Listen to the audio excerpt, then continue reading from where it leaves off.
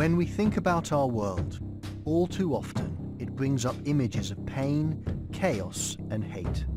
But I know there is so much more to see.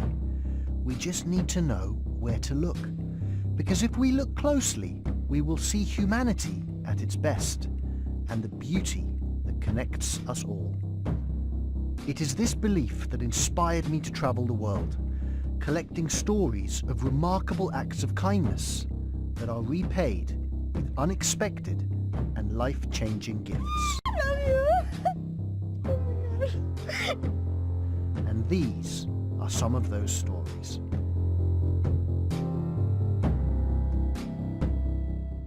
A couple of years ago, I travelled around the world relying on the kindness of strangers. Last time I started basically from sunny Los Angeles in this spot, went east all the way around the world on my trusty yellow motorbike, kindness1.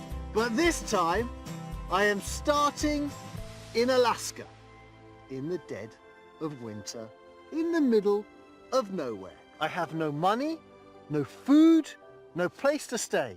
My aim is to prove kindness can change the world.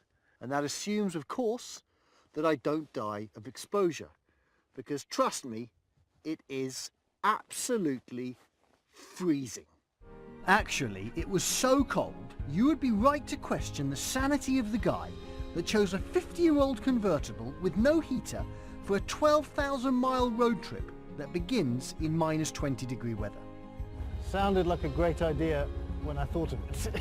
But it was love at first sight when I met the bright yellow love bug, now named Kindness2, a couple of months earlier, in milder weather. That is pretty epic. Yes, she is definitely epic. And hopefully a lot more reliable than her predecessor. In fact, I had only driven her once before she was shipped to Anchorage, where a kind local named Greg, who I met on Facebook, offered to store her for me. So, first of all, thanks man so much, honestly, for looking after the car. Oh, not a problem. It means a tremendous amount to me. You want to come inside for a minute and Yes. warm up? It was a great opportunity to get some real Alaskan driving tips. So as a novice Alaskan driver, what should I expect from the road? Have you ever seen a moose before? I don't think so. No. Could the moose defeat the bug? The moose probably weighs twice as much as that thing at least. You're going to see a lot of ice potentially on the roads. That and the semi-trucks, they kick up a lot of snow. So even if there's just a little snow on the road, they have a snow tail that is just like, it looks like whiteout conditions. What other tips do you have for like driving? The best thing to do, go down to a parking lot and get used to spinning out. So that is exactly what we did. What are we doing? So we're going to go straight, you know, get up to about 20 miles an hour and then pushing the clutch and the brake at the same time, just hit the gas. Punch it. Ah! All right, that happened. Yep. It's a lot more fun in a car that you don't feel like is going to break. So after a crash course in how not to crash, Greg generously donated the first tank of gas of my trip and a portable heater. And with that, my journey officially began. Almost immediately I realized Alaskan highways are very dangerous, very long, and very cold. -21 outside. Car is absolutely freezing. And you may be wondering to yourself, why don't you use Greg's heater? The challenge is there is a smell of gas in the car, and Greg's heater is propane based. So I'm a little bit concerned about blowing myself and Kindness2 up. But I pushed on for hours as the temperature outside plummeted.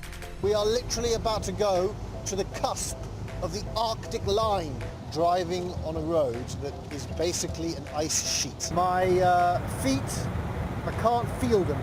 I decided to stop and warm myself up.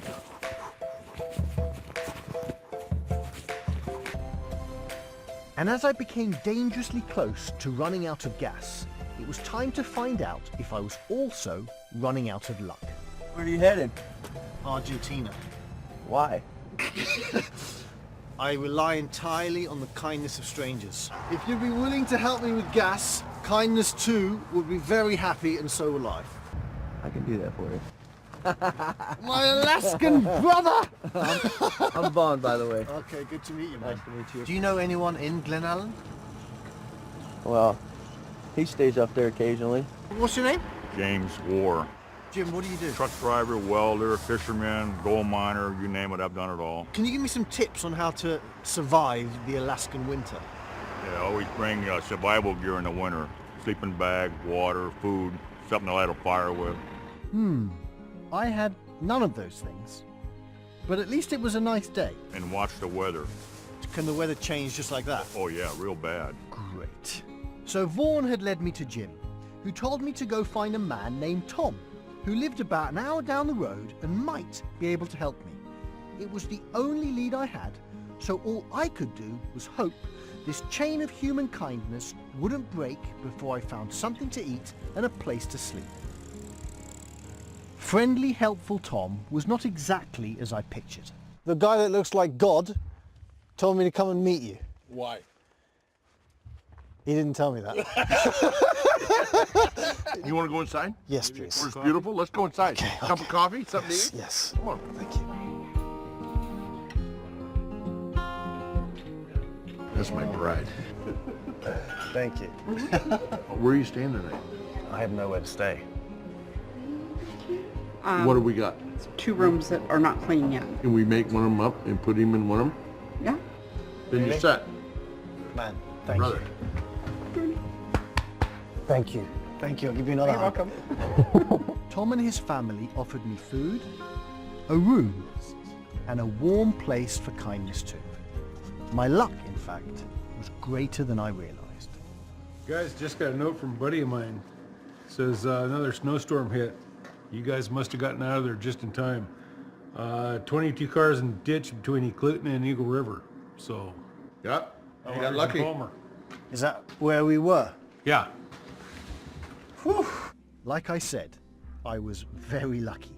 No, it's so beautiful to really meet people who really come from the heart. Because too many of us, myself included, spend most of our time up here. And until you come down here, you're not living. You don't get to talk to very many people anymore anyway because they're all hooked up. They're all connected. So connected that they're disconnected. You know? I like that. Our life's happening right now. Not 5 minutes from now, not 2 minutes from now. It's right now. People don't want to share anything. People don't want to know who their neighbors are anymore. They don't want to, they live in these little communities. They don't know anybody. You get up to the grocery store probably 2 weeks ago and I'm standing in line and there's a gal in front of me and she's running her credit card for her groceries. Ma'am, that declined. Oh, hold on, I got another one. That one declined too. I don't want to embarrass her. But I finally said, hey, that's okay, I got it. Guy says, are you? No, I got it. She's like, no, it's all right, get your groceries. I got it. Why is that not the norm? Why has that got to be something that's phenomenal? That was nothing. You know? Now that is the million-dollar question. Goodness flows through us, and it's up to us to share it with as many people as we can. And the kind people of Alaska have done that for me today, and I'm very grateful.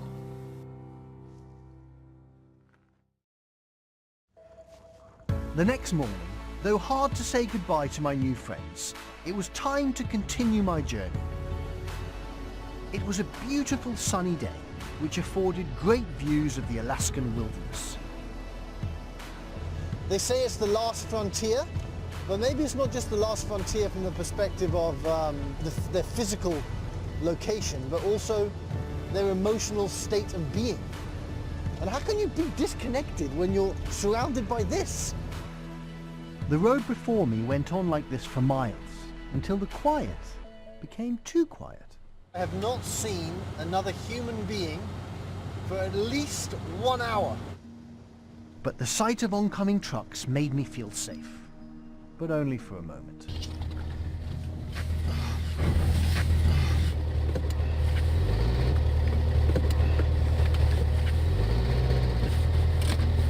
The car's stuck. It was exactly what Greg had warned me about. The semi-truck, a snow tail, whiteout. I cut my finger. I don't even know how I cut my finger. That was pretty scary, man. Although no one was hurt, I immediately realized that in these weather conditions, with no food or supplies, this situation could very quickly become dangerous. Luckily, it wasn't long before some kind strangers pulled over to help out. Hey!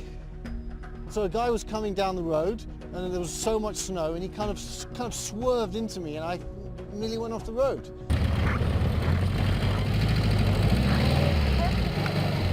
Push from the back and I'm going to go straight.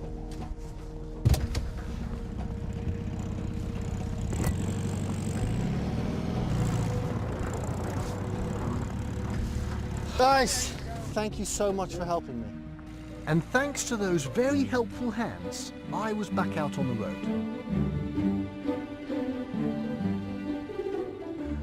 So I actually made it to Canada in one piece.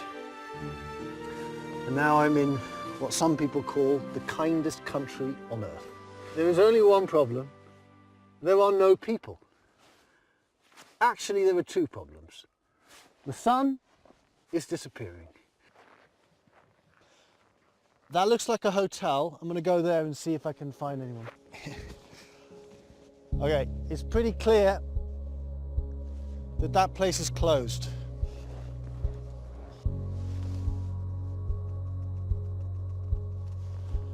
If you don't like people, it's the perfect place to come.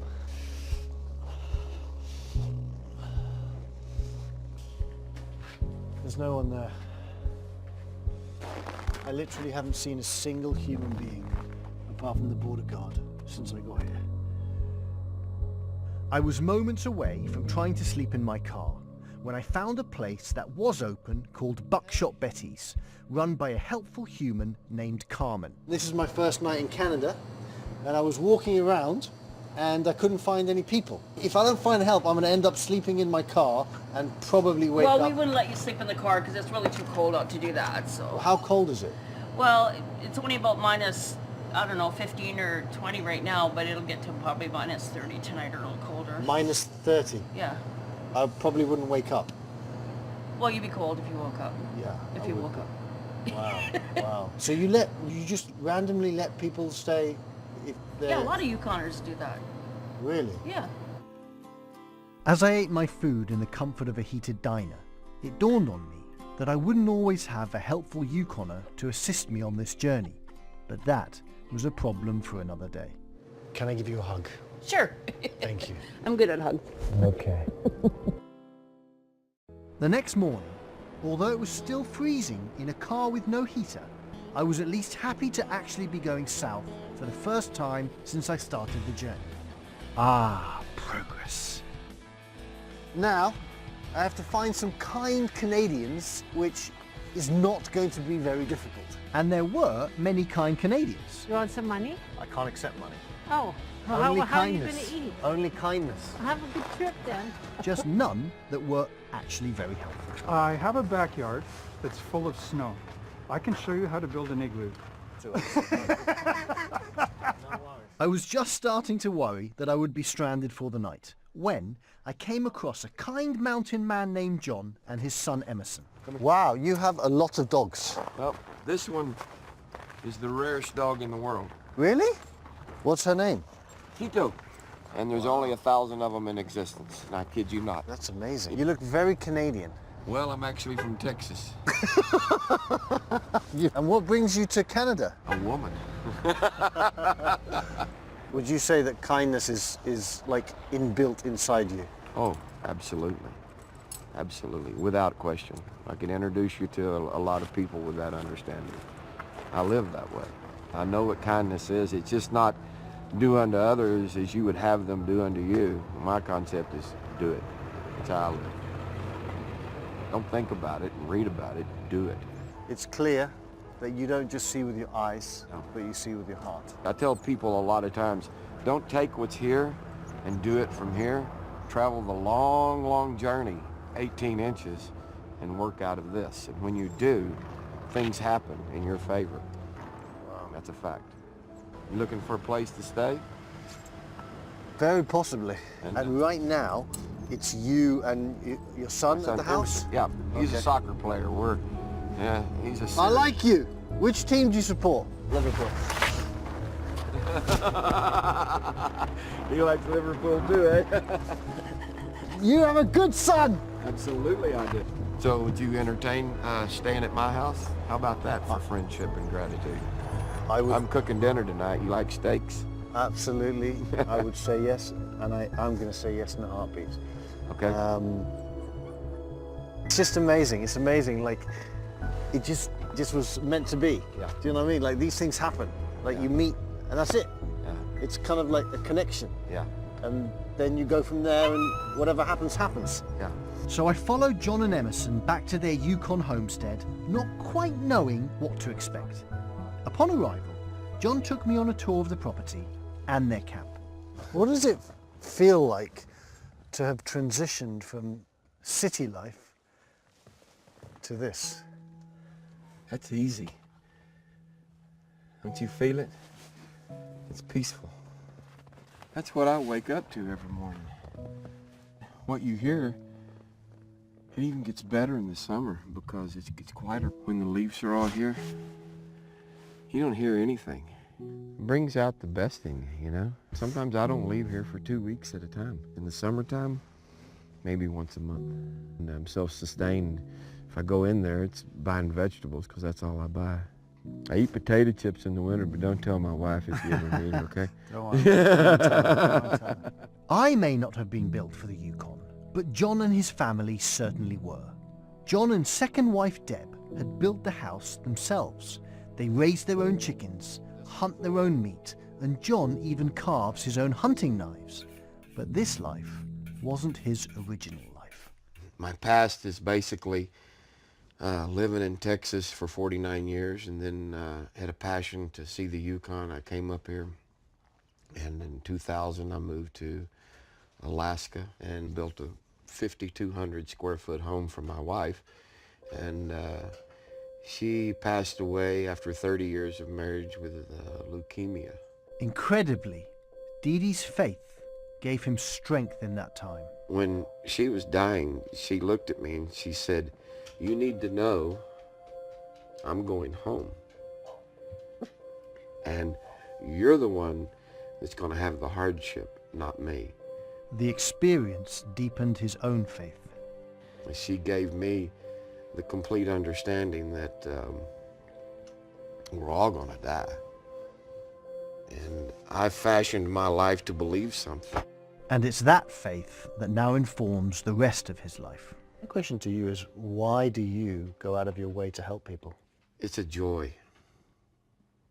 First, you have to understand the word joy in my book. And my book is the Word of God. Jesus, he brought a lot of kindness to people. He radically moved people because he was so kind. You know, you can say who you are, but if you don't show it and act it, you can't even prove it to yourself. I like giving of myself. Sometimes it costs you. My life has been involved with over 18 men that were totally screwed up. Drug addicts, pornographers, thieves, a lot of different terrible characters of young men, and I would take them in to my house. You don't fix them, you don't change them, you just give them unconditional love. And it always costs you something, you know. They'll steal from you, they'll drink on your property, they'll do anything they can to exist. And I tried to change that in their life, and probably about 15 of them are successful. John freely gives his time to anyone in need. But what makes those gestures truly extraordinary is that time is something he may not have much of. John, it turns out, is battling an aggressive form of cancer. This kidney situation. It's hard. It's scary. I'm knowledgeable about what's going on with me. I know all the measurements, the procedures, the risk, the sequences and timings with this tumor. I know why it was generated, because I was exposed to asbestos many, many years ago before asbestos was bad. I'm dealing with it normally. It's hard. What are the feelings? I don't want to go. There was no question. John would receive the first gift. But what could I give a man of such passionate faith as he raced against the clock of cancer into an uncertain future? I was overwhelmed by the need to get this right. Earlier today, when you said that you were going to help me, you had no idea who I was, what I was doing. I told you that I was traveling around from Alaska to Argentina, relying on the kindness of strangers. But there are certain people that I meet along the way that I feel truly connected with, that I give something back to. I think you already have. Just being my friend is enough for me. I want to go one step further. Okay. It is clear to me that you have been touched in a beautiful way by your faith. Thank you. And that you use that faith to inspire people all over the Yukon, all over the world, anyone that you touch with. So what I want to do is to send you and your wife to Jerusalem.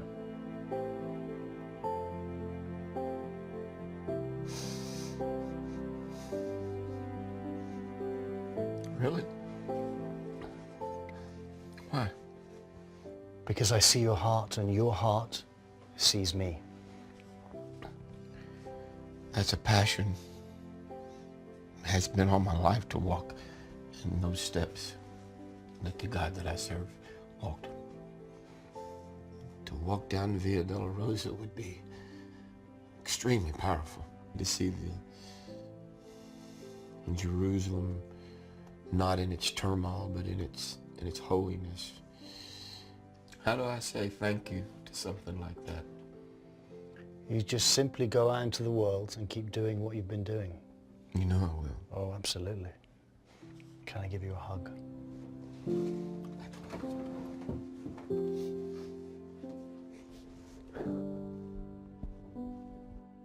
you.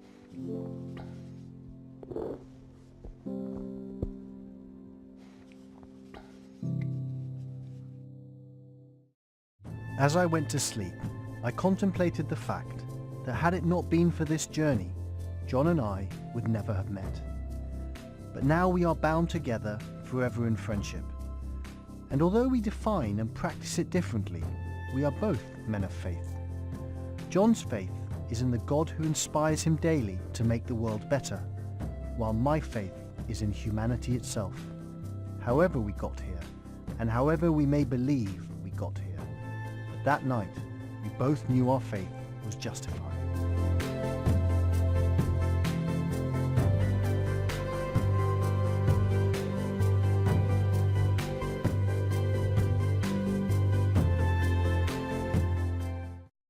Next time, The whole road is ice. And the car just blew up. It just kind of came apart when it hit the buffalo. I guess I just have to wait until someone comes to help. Yeah, I will literally sleep on the couch.